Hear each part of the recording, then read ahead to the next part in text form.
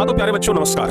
आप लोग हमेशा हमसे पूछते हैं कि सर बायोलॉजी में कौन कौन सा चित्र बनाने के लिए आएगा, कौन कौन सा चित्र इंपॉर्टेंट है, जरा बता दीजिए। तो सबसे पहले प्यारे बच्चे हम आपको यही बताना चाहेंगे कि कोई भी वर्ष ऐसा एग्जाम नहीं होता है कि जिस वर्ष बायोलॉजी के एग्जाम में, कुल मिलाकर के बोले तो साइंस के एग्जाम में चित्र बनाने के लिए ना आता हो।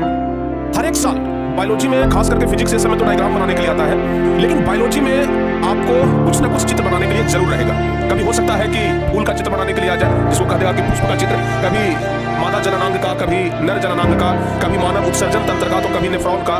लेकिन बात है कि इस वर्ष के लिए कौन सा चित्र इंपॉर्टेंट है। ये तो सब ठीक है, ये तो बायोलॉजी का चित्र है, लेकिन ये बता दीजिए ना कि इस वर्ष कौन वाला चित्र इंपॉर्टेंट है। हम लोग कौन वाला चित्र बनाने का प्रयास करें, क्योंकि सबसे बड़ी बात यह है कि अगर आप फिगर बनाने के लिए घर पर पहले प्रैक्टिस नहीं करेंगे तो एकाएक परीक्षा हॉल में आप फिगर नहीं बना पाएंगे, और अगर बना भी देंगे तो बहुत बढ़िया फिगर नहीं बनेगा, नंबर कट जाएगा।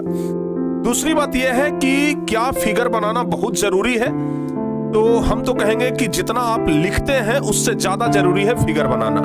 बहुत सारे बच्चे क्या करते हैं कि परीक्षा में जब भी फिगर बनाने के लिए आता है तो वो कहते हैं कि इतना जगह छोड़ देते हैं ना, लास्ट में फिगर बना लेंगे, जब सब लिखा जाएगा ना तो अंतिम में बना लेंगे चित्र। यही सबसे बड़ा भूल होता है। प्यारे बच्चों, अगर किसी भी चीज का परिभाषा लिखने के लिए अगर परीक्षा में आता है तो 2 नंबर मिलता है। हो सकता है कि अगर थोड़ा बहुत उसमें गलती हो जाए तो 1 ही नंबर मिले, लेकिन किसी भी एग्जाम में चित्र का इतना महत्व होता है कि अगर आप थोड़े बढ़िया से भी बना लेंगे ना तो पूरा का पूरा नंबर मिलेगा, 1 नंबर भी नहीं कटेगा। तो इसलिए परीक्षा में जब भी चित्र बनाने के लिए आए तो लिखने से ज्यादा वैल्यू आप फिगर को दीजिए, चित्र को दीजिए। पहले चित्र बनाइए तब लिखिए, देखिए आपका 1 भी नंबर नहीं कटेगा। तो आइए प्यारे बच्चों, चित्र का महत्व तो आप लोगों को पहले से पता है। अगर पता नहीं होता तो आप लोग इतना कमेंट ही ना करते कि सर ये कौन सा चित्र इंपॉर्टेंट है। अगर आपको महत्व अच्छे से पता है तभी आप इतना कमेंट किए हैं। तो आइए प्यारे बच्चे, आज हम आपको बताते हैं कि इस वर्ष मैट्रिक एग्जाम के लिए कौन सा चित्र इंपॉर्टेंट है, कौन कौन सा चित्र आप लोगों को प्रैक्टिस करके जाना चाहिए। तो एक एक करके सभी चित्र को देख लीजिएगा, घर पर 2 बार 4 बार 5 बार 10 बार उसको बनाने का प्रैक्टिस कर लीजिएगा। लगे कि हाँ अब सब प्रैक्टिस हो गया है तो आप लोग जाकर के एग्जाम दीजिएगा। देखिए कैसे चमत्कार होता है, नंबर आपका ज्यादा आएगा। तो प्यारे बच्चों आइए सबसे पहले हम आगे बढ़ते हैं और सबसे पहले बात करते हैं कौन सा चित्र। आसान से शुरू करते हैं, जो सबसे आसान हो। सबसे पहली बात तो है प्यारे बच्चों इस चित्र के बारे में। इस चित्र को आप लोग भली भांति जानते होंगे, पहले से भी जानते होंगे। ये किसका चित्र है एक बार कमेंट करके आप लोग बताइए। आप लोग बहुत अच्छे से जानते हैं कि ये अमीबा का चित्र है। किसका? अमीबा, जो कि एक कोशिकीय जीव होता है। और इसका चित्र बनाना बहुत टफ नहीं है, बहुत आसान है, बहुत आसान। आप हाथ को जैसे भी घुमा दीजिए ये अमीबा का चित्र बन जाएगा। हाथ को जैसे घुमा दीजिए अमीबा का चित्र, क्योंकि अमीबा का कोई निश्चित आकार ही नहीं होता है। अमीबा का कोई निश्चित आकार नहीं होता है, ये अपना आकार बदलते रहता है। तो इसलिए अमीबा का चित्र बनाना सबसे आसान है। तो जब भी एक प्रश्न आता है परीक्षा में कि अमीबा में पोषण का वर्णन करें, दीर्घ उत्तरीय का 5 नंबर का प्रश्न आता है और वहां पर ये जरूर चित्र बना दीजिएगा। क्योंकि अगर आप दीर्घ उत्तरीय प्रश्न, अगर ये वाला जो पूछा जाता है ये अमीबा के पोषण के बारे में, तो उसमें अगर आप बिना फिगर के आप पूरा खाली थ्योरी लिख देंगे ना, हो सकता है 5 नंबर में 3 नंबर 4 नंबर मिलकर के रह जाए। लेकिन अगर आप फिगर के साथ आंसर लिखेंगे तो 5 का 5 मिलेगा, 1 नंबर भी आपका नहीं कटेगा। तो सबसे पहला फिगर तो यही है जो बहुत ही ज्यादा इंपॉर्टेंट है। लगभग इस वर्ष के लिए हम कह सकते हैं मोस्ट इंपॉर्टेंट है, बहुत ज्यादा इंपॉर्टेंट है। तो ये बनाना भी कोई मुश्किल काम नहीं है। दूसरा नंबर फिगर पे बात करते हैं। आप लोग जरा कमेंट करके बताइएगा कि कौन सा फिगर इंपॉर्टेंट हो सकता है दूसरा नंबर में। दूसरा फिगर जो हमारा है वो है मानव पाचन तंत्र का। ये फिगर थोड़ा कॉम्प्लिकेटेड जरूर है, लेकिन एग्जाम के दृष्टिकोण से बहुत ही ज्यादा इंपॉर्टेंट है। कई बार परीक्षा में ये चित्र बनाने के लिए आ चुका है, कई बार प्यारे बच्चों। तो इस बार के लिए भी हम ये इसको गेस कर रहे हैं। बहुत इंपॉर्टेंट है, कुछ नहीं करना है। इसमें एक ह्यूमन बॉडी का स्ट्रक्चर बनाना है, मानव का जैसा एक स्ट्रक्चर बनाना है। नाक, मुंह, कान बढ़िया से दर्शा दीजिएगा, ग्रसनी ग्रासनली दर्शा दीजिएगा, पेट दर्शा दीजिएगा अमाशय, उसके बाद यकृत, उसके बाद छोटी आंत, बड़ी आंत, मतलब मोटा मोटी अगर इस तरीके से आप स्ट्रक्चर बना देते हैं तो आपको नंबर अच्छे से मिल जाएगा। तो ये दूसरा नंबर चित्र है मानव पाचन तंत्र का। हमें पूरा भरोसा है कि आप इसको प्रैक्टिस करके जाएंगे और अच्छे तरीके से जब परीक्षा में आएगा तो बना भी देंगे। अब प्यारे बच्चों बात करते हैं थर्ड नंबर पर कौन सा चित्र है। गेस करिए आप लोग गेस करिएगा। ये तो दूसरा नंबर हो गया। अब तीसरा नंबर पे बात करते हैं कौन सा चित्र आएगा। तो तीसरा नंबर पर है उत्सर्जन तंत्र। ये भी प्यारे बच्चे बड़ा आसान है। इसमें क्या करना है, बस 2 किडनी का चित्र बनाना है।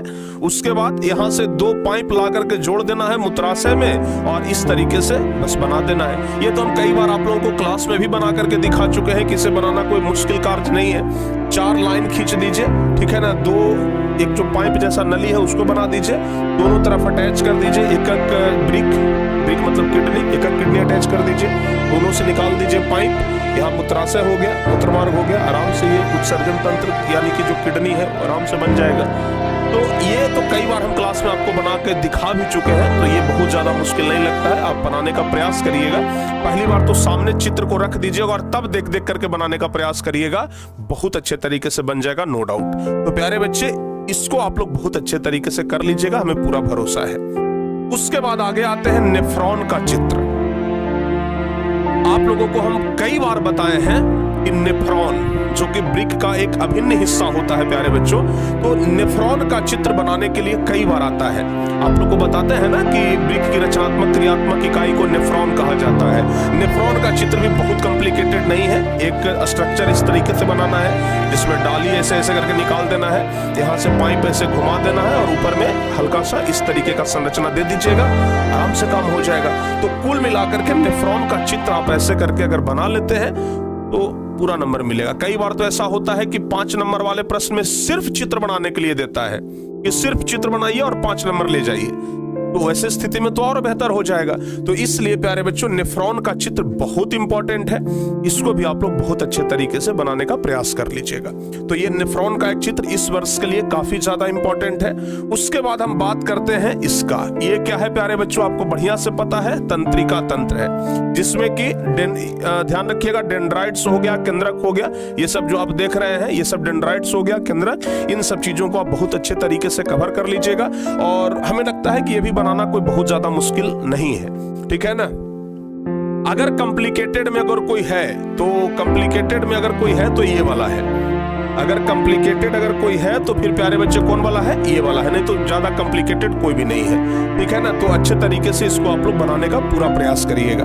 तो यहां तक आप लोग देख लिए। और उसके बाद प्यारे बच्चों ये वाला मानव मस्तिष्क, कई बार ये परीक्षा में बनाने के लिए आया है, कई बार मानव मस्तिष्क का चित्र बनाने के लिए परीक्षा में कई बार पूछा है।